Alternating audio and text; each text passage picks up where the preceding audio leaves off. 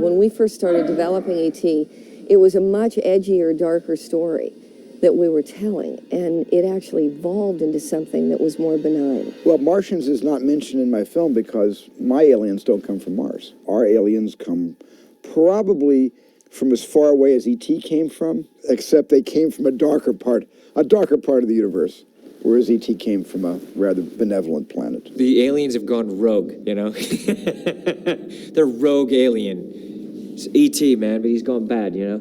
E.T.'s gone bad, he's rogue.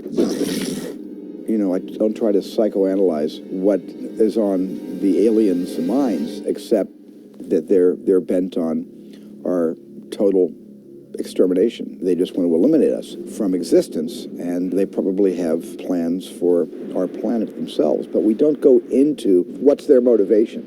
We just basically experience the result of these nefarious plans to supplant us with themselves. They're malevolent. You do not want to run into these aliens. We must have had 20, 30 designs on aliens, from the sublime to the ridiculous. You know, Stephen said that, you know, these aliens grew up perhaps in the zero-G environment, so there's really no up and down. But yet we had to make them so that they looked intelligent. They're not just beasts.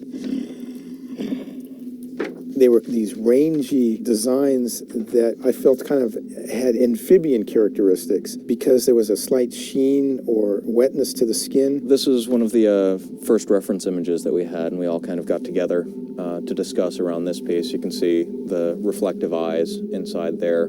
This was when we got our kind of first glimpse at how alien this alien was really going to be. You can notice it's got an extra joint in the arms, 3 legs as expected, these odd little flippers that are there, vestigial limbs, something like that. And we all just kind of went from there, got together, and discussed what it was going to be. And so this is the first turntable sculpt that we did. The model is done by Frank Gravatt, and this is to match the reference photos. But this was where Frank took it, and it's just a really wonderful sculpt. And the way that I saw them moving was almost like a tree frog when it walks. Not when it's jumping, but when it walks, it has this kind of gait where it's always kind of in contact with the ground. And it was kind of stealthy, so it was almost a cross between a frog and the stealth of a cat. And so when the aliens were moving, we tried to keep it very creepy and eerie, coming in and out of pools of light and using their hands like the place on the wall to go through spaces. And as you see one hand touch the wall, you see the other hand, and then there's a surprise, the third leg comes through. So it's always kind of, again, revealing things about these creatures. You don't get it all at once. For that, we spoke with Randy and with Dennis, and we went over a number of behaviors and things like that, looking at it saying, okay, is it more reptilian? Is it more human-like? Things like that. And what we came upon was it's primarily reptilian influence. So it moves in a very lithe, kind of slow but precise fashion. And we were very sure to push that it's curious. That was the main drive behind it, is whenever it moved and behaved, it was always going to be looking and curious. And these are some early facial sculpt tests that Frank did. So this is the character looking left and right.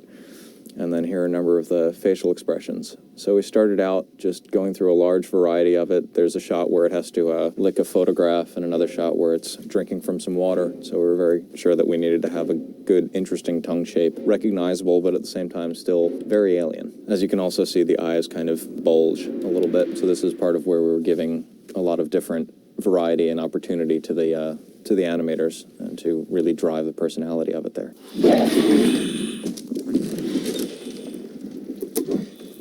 In the cellar sequence with the aliens, there was a full-size styrofoam carved stand-in for the alien, which we use after a shot was done. We run it through the paces with the same camera setup and lights so that we would have that reference for lighting and TDing the eventual animation.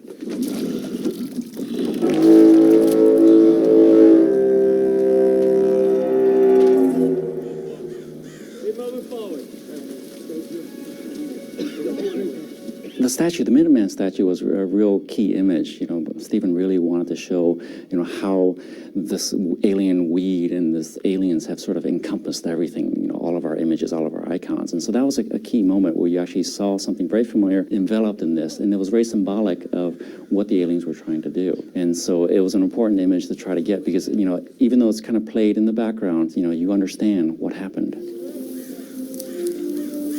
It's quite extraordinary when you consider the era that H.G. was writing the original story, for him to come up with the solution of it being the common cold that kills off the alien invasion. Here's a thing which, if science could, it would eliminate the common cold. And what Wells is saying by using that as the ultimate denouement is everything in our world, all of the environment is related and every part of it is necessary. So if we had managed to kill off the common cold, well, the aliens would have killed us. And for someone to have written that back at the end of the 19th century is quite extraordinarily prescient. Despite all of man's technology and all of our courage and all of our hopefulness, what really saves us in the end are the most microscopic creatures alive on this planet today. And that was something I didn't want to lose. The idea of bacteria destroying them when all our weapons failed is just a great irony. That which we take lightly and attempt to stamp out and never even think about and can't even see is much more powerful than our greatest weaponry. And the idea that nature in some way knows a hell of a lot more than we do, I think is an idea that will last forever.